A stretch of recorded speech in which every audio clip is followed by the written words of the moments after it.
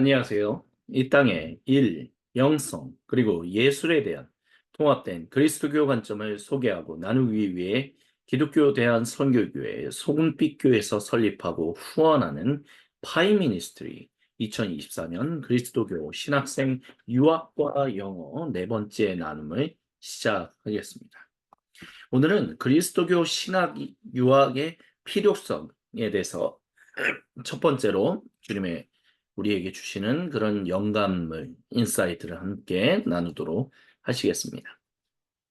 오늘날 이제 개신교 교단이 굉장히 많죠. 우리나라 같은 경우는 이제 장로교단이 굉장히 주류를 이루고 있지만, 뭐 미국 같은 경우에는 침례교단이 주류를 이루고 있고요.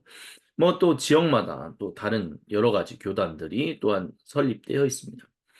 모든 개신교 교단은 이제 종교개혁인 16세기부터 이제 시작되었다라고 볼 수 있죠. 그래서 뭐 성공회도 나왔고, 뭐 그로부터 뭐 청교도 또는 이렇게 보면 급진적 종교개혁으로 인해서 제세례파 그 가운데서 침례교가 나오기도 했고, 이제 초기 복음주의자였던 존 웨슬리가 세웠던 감리교를 통해서 또 감리교에는 이제 경건지가 또 영향을 끼치기도 했죠. 그러면서 감리교, 그리고 성결교, 오순절, 그리고 순복음, 그리고 은사주의 운동 하는 사람들이 또 등장하기도 했습니다. 장로교는 또 개혁교회라고 해서 이제 개혁교회라는 것들이 또 중요하게 이제 등장하기 시작했고요.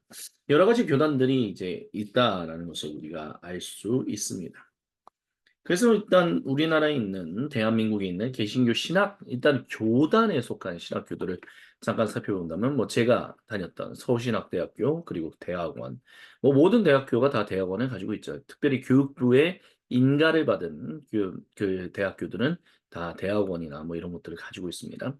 그리고 장로고 그 외에 이제 장로교 합동의 이제 교단 대표적인 신학교로서 이제 총신대, 장로교 통합 측의 이제 대표적인 신학교인 장신대, 감리교는 뭐 감신대라고 하고요. 침례교는 침신대, 그리고 순복음 계열은 이제 한세대 이렇게 등등이 우리나라에 포진되어 있습니다. 이런 각 교단 신학교는 이제 교단 정체성에 입각하여 신학생들 공부시키고 또 훈련한다라고 얘기할 수 있죠. 그래서 교단의 어떤 백그라운드가 많은 영향을 끼치는 그런 신학교들이다라고 얘기할 수 있어요. 근데 이제 독립적인, 그러니까 교단에 속해지 않은 그런 독립적인 신학교들이 있습니다. 우리나라 같은 경우는 이제 아세아 연합신학대학교 대학원, 횃불 트리니티 신학대학원, 뭐 또 기독연구원 느헤미야 등등이 있습니다. 이런 독립적인 신학교들은 이제 교단의 정체성이 아닌 그 백그라운드에서 이제 재정을 지원받는 것이 아니기 때문에 이제 스스로 이제 교수님들이 이제 한마음 그 곳에 속해 있는 교수님들이 이제 한마음 된 어떤 의지를 발휘해서 신학생들을 이제 교육시킨다라고 이제 얘기할 수 있습니다. 근데 이제 대한민국 정부 교육부에 이제 정식 인가받은 신학교도 있고 그렇지 않은 신학교들도 있다라는 것을 우리는 알 수 있습니다.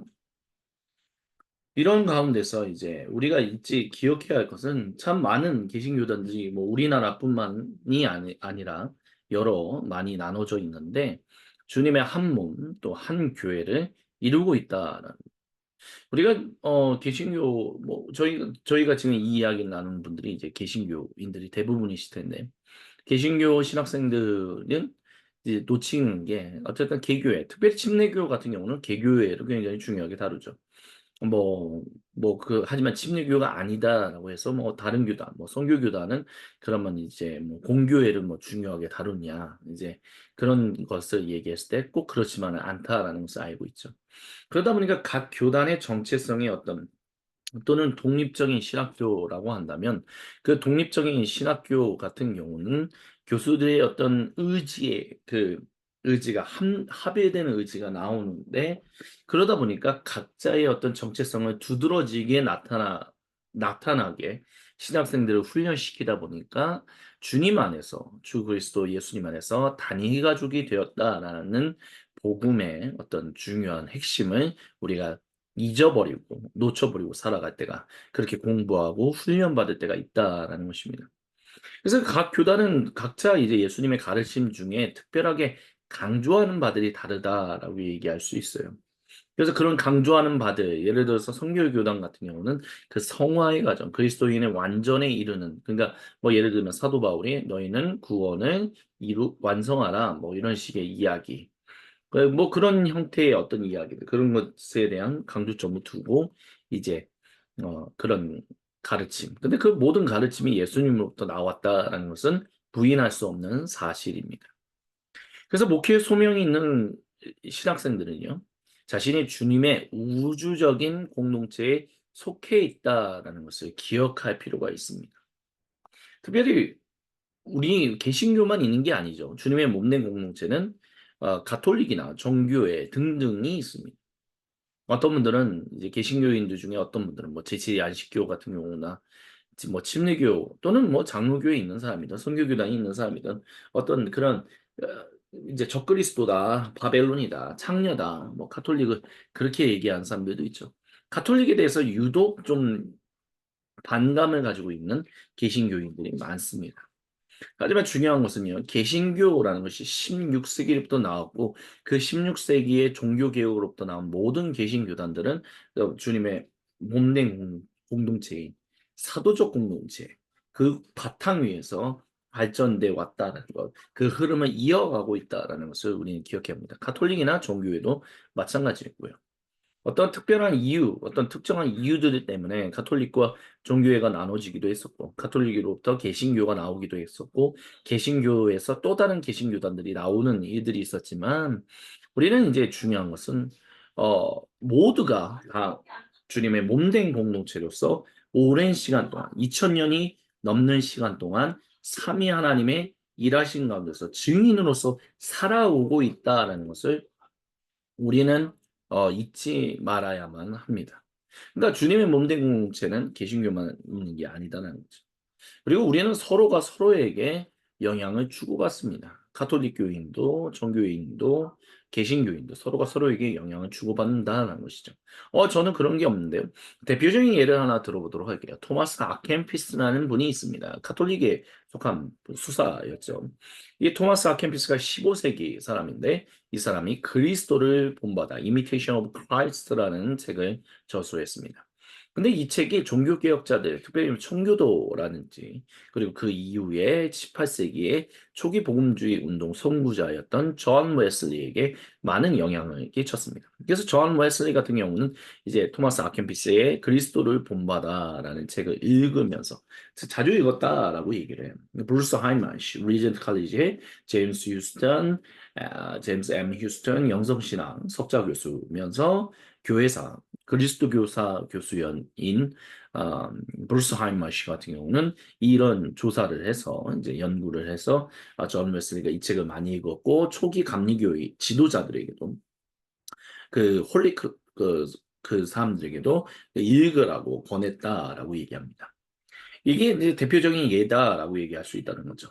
단순히 존 웨슬리나 뭐 이런 사람들뿐만이 아니라 모든 교단은 뭐 카톨릭이든 정교회든 개신교회 뭐 장로교, 성결교 또는 감리교 수많은 사람들은 서로가 서로에게 영향을 주고 받고 있다는 것을 우리는 잊지 말아야 합니다.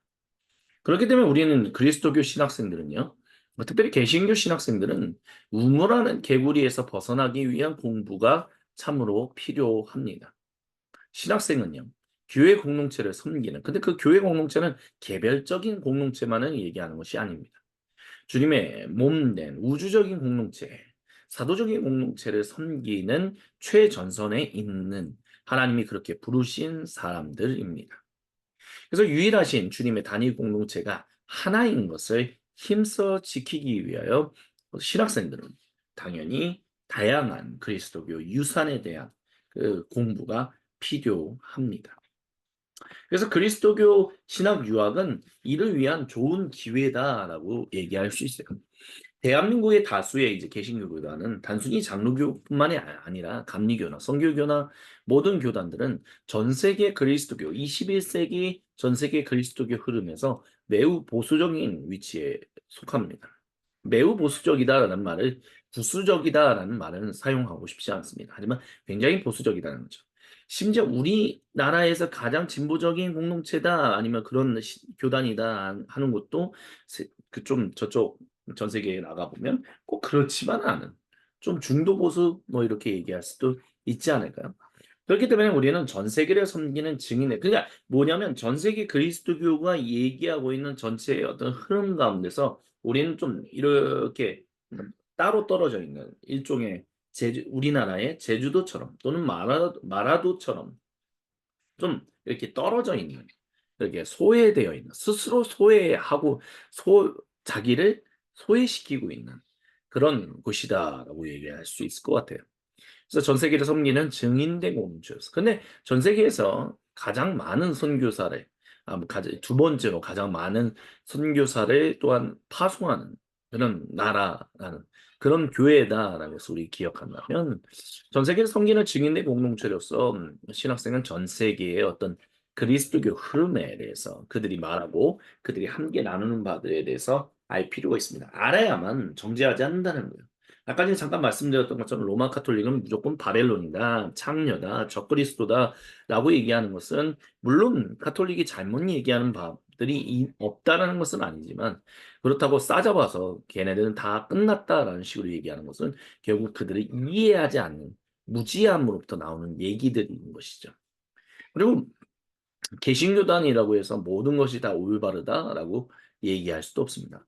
모든 것은 우리 주님의 그 놀라우신 이야기를 강조점의 그 차이를 두고 얘기하고 있어요. 그러다 보니까 우리는 예수님의 전부의 이야기를 한 교단이 다 이야기하고 있다라고 얘기할 수 없습니다.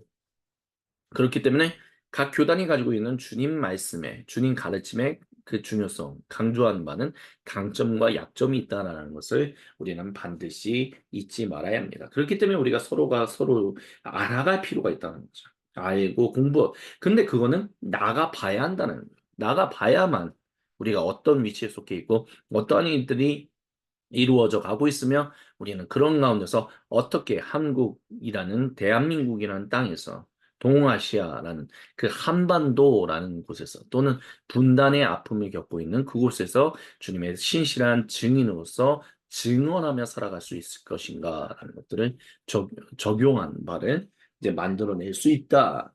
주님으로부터 그 은혜와 능력을 받을 수 있다라고 얘기할 수 있을 것입니다. 그래서 오늘은 이제 그리스도교 신학생 유학과 영어 첫 번째 나눔으로서 그러니까 아까 전에 말씀드렸던 것처럼 그리스도교 신학 유학의 필요성 첫 번째로 함께 이야기를 나눴습니다. 우리가 주님의 몸된 우주적 공동체 단일 백성이 되었다는 것을 지키기 위해서 그래서 다른 주님의 몸된 백성을 정죄하지 않기 위해서 온전한 이해가 우리 가운데 있게끔 하기 위하여 온전한 대화가 이어져 나갈 수 있게끔 하기 위하여 특별히 신학생들은 여러 가지 다양한 이야기들을 공부할 주님의 부르심이 있다라는 그런 이야기를 나눴습니다. 그러면 계속해서 다음 이 시간에 이제 그리스도교 신학 유학의 필요성 두 번째 나눔으로 다시 찾아뵙도록 하겠습니다. 지금까지 함께 해주신 모든 분들께 감사를 드립니다.